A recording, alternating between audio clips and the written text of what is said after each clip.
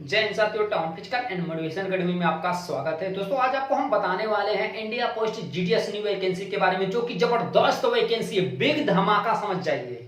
क्योंकि जीडीएस की यार इतनी ताबड़तोड़ भर्तियां आ रही हैं इंडिया पोस्ट ऑफिस की, कि इतना समझ जाइए कि इस बार आपका सिलेक्शन फिक्स है। क्यों फिक्स हम करें? क्योंकि अभी आप सोचिए, इसके पहले 40,000 थी, 12,000 थी, 30,000 थी, डायरेक्ट बिना एग्जाम की भर्ती। इसमें आपको कोई एग्जाम भी नहीं देना है, सिर्फ बस सिर्फ फॉर्म भर देना है। मेरिट बन गए, मेरिट में आपका नाम आया तो भैया लक्की, आपका ज्वाइनिंग, बस कुछ भी लफड़ा नहीं, इतना आप जान जाइए। तो मेरे दोस्त, मेरे भाई, यदि आप जीडीएस में होना चाहते हैं, अभी बहुत से भाई हमारे ऐसे हैं कि इस फॉर्म को नहीं भर रहे हैं। क्यों नहीं भर रहे हैं? क्योंकि मेरिट इसकी बहुत हाई जा रही थी। अभी लगातार 2-3 वैकेंसी आने के बाद जिन लोगों की भर्तियां हो चुकी हैं, अब तो भरेंगे नहीं। जिनका सिलेक्शन हो चुका है तो नहीं भरने वाले हैं, तो अभी मेरिट लो जाने वाले। लेकिन बहुत से भाई हमारे ऐसे हैं, इस फॉर्म को नहीं भरेंगे। तो आप यदि इस वीडियो को देख रहे हैं तो आप जरूर से भरिएगा। क्यों भरिएगा? क्योंकि 2 भर्ती 3 भर्ती देखने के बाद बहुत से ऐसे हमारे भाई होंगे जिनके मन में ये होगा कि बा यार, 2 बार भरे, 3 बार भरे, लिस्ट में नाम नहीं आ रहा है, अब हटाओ, अब नहीं भरते हैं। तो अब ऐसे करके भी बहुत लोग नहीं भरने वाले हैं, और ऐसे में उन्हीं लोगों का सिलेक्शन होगा जो फॉर्म भरा रहेगा। तो आप लकी हैं कि आप इस वीडियो को देख रहे हैं और आपको फॉर्म भरने का मौका मिलेगा। कम से कम आपको इस बात को समझना चाहिए कि हाँ यार, इस बार चांस बन सकता है। क्यों बन सकता है?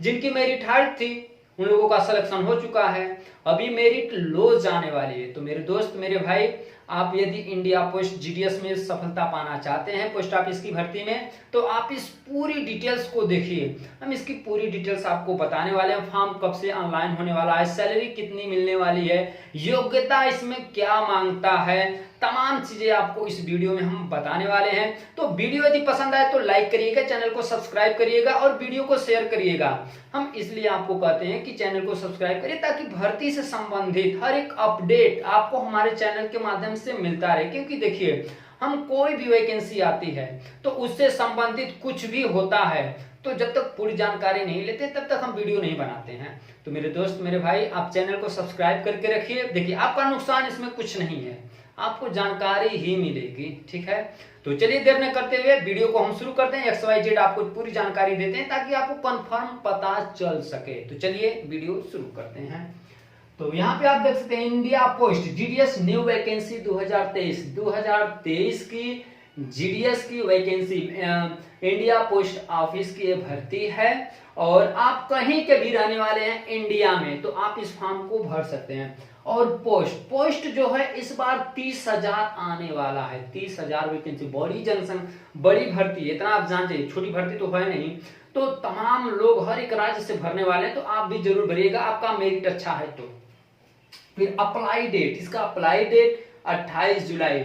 जो नोटिस जीडीएस की तरफ से, इंडिया पोस्ट ऑफिस की तरफ से एक नोटिस निकाला गया है, जिसमें बताया गया है कि 28 जुलाई तक नोटिफिकेशन इसका आ जाएगा, फुल नोटिफिकेशन। तो हम मानते हैं कि एक दिन, 2 दिन, 3 दिन लेट भी हो सकता है। एक्यूरेट अभी कुछ नहीं हो रहा है। यदि एक्यूरेट हुआ तो 28 जुलाई, नहीं तो 1 से 2 दिन थोड़ा और बहुत डिले होगा, लेट होगा। ठीक है, तो घबराने की जरूरत इसमें नहीं है।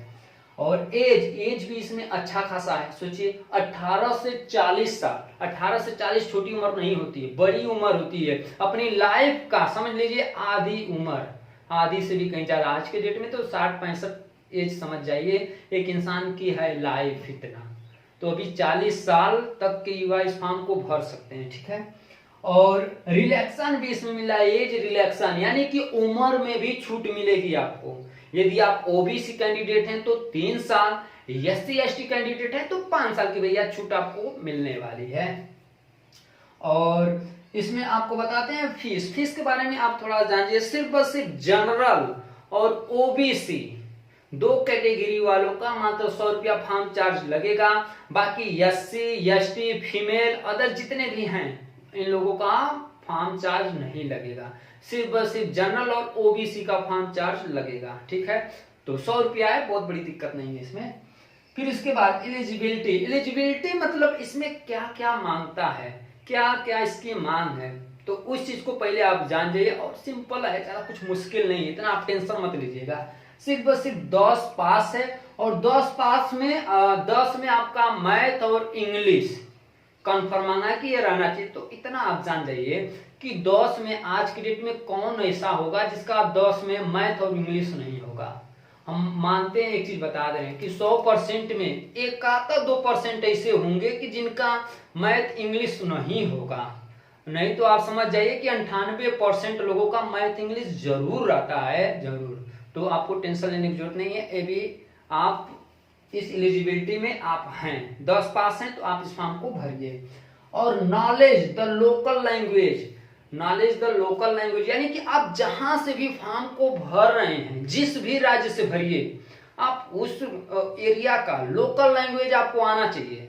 जैसे कि अभी आप उत्तर प्रदेश में हैं तो उत्तर प्रदेश का लैंग्वेज आपको आता है। अभी आप यहां से चले गए गुजरात में फॉर्म भर दिए हैं, या भर दिए मान लेते हैं कि पश्चिम बंगाल में, कहीं भी भर देते हैं, अपने राज्य से हट करके थोड़ा सा असम में भर दिए, तो अब तो वहां का लैंग्वेज आपको आएगा नहीं। तो ऐसे में सिलेक्शन गड़बड़ा जाता है। तो आप जिस भी राज्य से जहां पे हिंदी बोली जाती है, आप जिस भी लैंग्वेज को जानते हैं, आप उसी एरिया में, उसी राज्य में उस फॉर्म को आप भरिए। अब ये नहीं कि आप उत्तर प्रदेश के हैं, भर दे कहीं और, वहां का काला लोकल लैंग्वेज हमको अइबा ना करे, तो क्या मतलब है फॉर्म भरने का। तो ऐसे में आप छट जाएंगे, क्योंकि वहां पे लोकल लैंग्वेज भी आपका टेस्ट होगा, देखा जाएगा, वहां पे पूछा जाएगा भैया आता है कि नहीं आता है, ठीक है। फिर अगली कंप्यूटर, कंप्यूटर नॉलेज होना चाहिए। यहाँ पे पूछ रहा है कंप्यूटर नॉलेज सिर्फ रहना चाहिए, सर्टिफिकेट नहीं। इसमें ये नहीं कि आपके पास सर्टिफिकेट होना चाहिए, ऐसा कुछ नहीं है। सिर्फ बस सिर्फ आप वहां पे फॉर्म भरते वक्त कंप्यूटर नॉलेज ऑप्शन आएगा तो उस पर क्लिक कर दीजिएगा, बोल दीजिए हाँ हमको आता है। तो आज की डेट में कौन नहीं कंप्यूटर चला पाएगा। 2 दिन में, 1 घंटे में आपको थोड़ा बहुत बता दिया जाएगा, आप फर्राटा चला लेंगे। क्यों? क्योंकि आज की डेट में आप मोबाइल खुद एंड्रॉइड चला रहे हैं, सब कुछ आपको नॉलेज है। ठीक, वही कंप्यूटर आप बता दीजिएगा कि यस हाँ आता है चलाना। और साइकिलिंग, साइकिलिंग का मतलब साइकिल चलाना आपको आता हो, आए या ना आए, यस कर दीजिएगा कि हाँ आता है, ठीक है।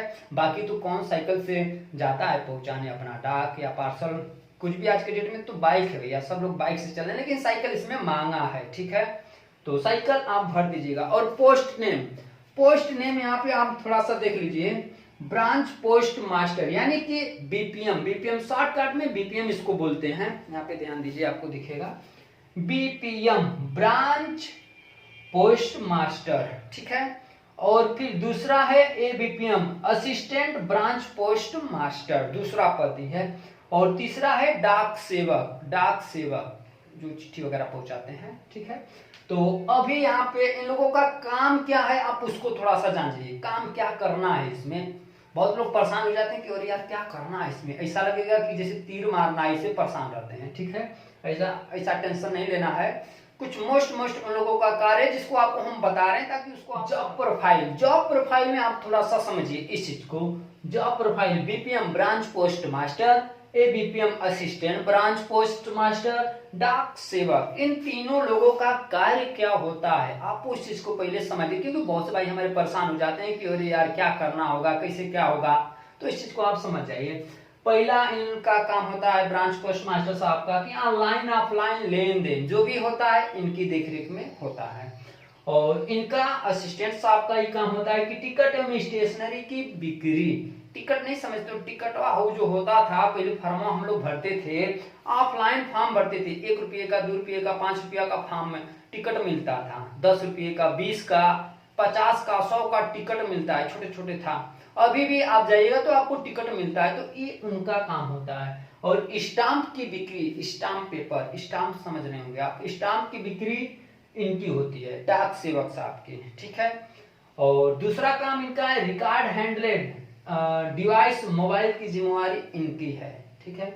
और इनका असिस्टेंट साहब का सरकारी सेवाओं का घर घर प्रचार, जैसे सरकार जब कोई योजना निकालती है ना, तब इनका कार्य होता है असिस्टेंट साहब का कि ये जा करके घर घर उस सेवा को बताएं कि सरकार द्वारा इस सेवा को लॉन्च किया गया है, आप लोग उसका लाभ उठाएं, ये कार्य उनका होता है। और डाक सेवक साहब का कार्य होता है रेल मेल सर्विस, ऑफिस में छटाई का कार्य, जैसे जब कोई भी आप पार्सल हो गया, कोई सामग्री जब आप भेजते हैं रेल के माध्यम से, तो उस ऑफिस में जा करके उस प्रोडक्ट को छांट करके अपने पोस्ट ऑफिस में ला करके अन्य जिन लोगों का है उनको पहुंचाना इनका कार्य होता है। ठीक है। और अभी डाक उत्पादों और सेवाओं का वितरण है, ब्रांच पोस्ट मास्टर साहब का कार्य है।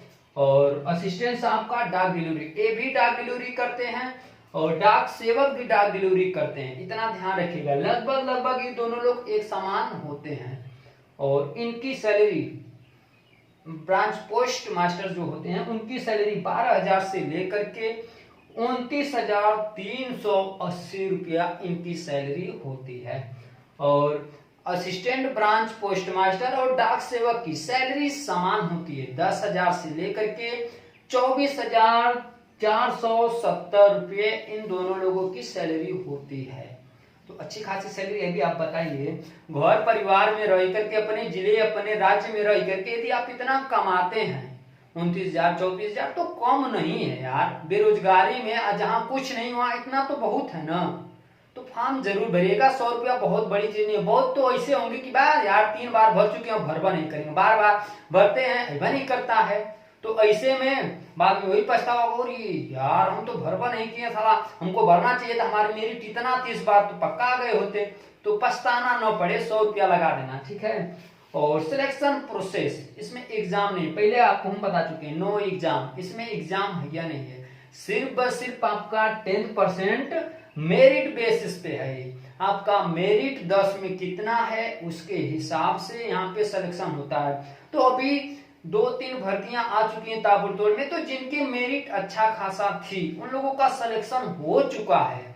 अभी मेरिट लो जाएगी, तो मेरे भाई मेरे दोस्त इस बार आप जरूर भरिएगा, क्योंकि पछताना ना पड़े। नहीं तो ये होगा कि यार बड़ी आसानी से नौकरी मिल गई होती, फॉर्म ही नहीं हम भरे, तो पछताना ना होगा, थोड़ा सा प्रॉब्लम ही होती है ना। तो मेरिट क्या है, सीबीएसई बोर्ड वालों का थोड़ा हाई रहती है भाई। यूपी बोर्ड, बिहार बोर्ड, अन्य जितने भी बोर्ड हैं इनकी मेरिट बहुत जाएगी ना, तो 80 85 इस तरह से पहुंचती है, 75 80 ज्यादातर लोगों का। लेकिन यहाँ पे क्या है, सीबीएसई बोर्ड में 100 में 100 लाने वाले। अभी 2 वैकेंसियां जब चली उसमें 100 में 100 वाले थे, 99% 98%। वो कौन है, सीबीएसई बोर्ड वाले। आप बताइए, आप सीबीएसई बोर्ड से पढ़ाई पढ़ के और आ रहे ये सब फॉर्म भरने, आपको तो यार बेहतरीन जॉब में जाना चाहिए। लेकिन फिर भी चलिए, जो फॉर्म भर रहे हैं भाई, मेरिट बढ़ेगी तो आप लोग जरूर फॉर्म को भरिएगा। तो यही सब बातें थी दोस्तों, बात करेंगे तो बात बहुत बड़ी हो जाएगी। तो वीडियो यदि पसंद आए तो लाइक करिएगा, चैनल को सब्सक्राइब करिएगा, वीडियो को शेयर करिएगा और चैनल को सब्सक्राइब करके बेल आइकन दबाना ना भूलिएगा।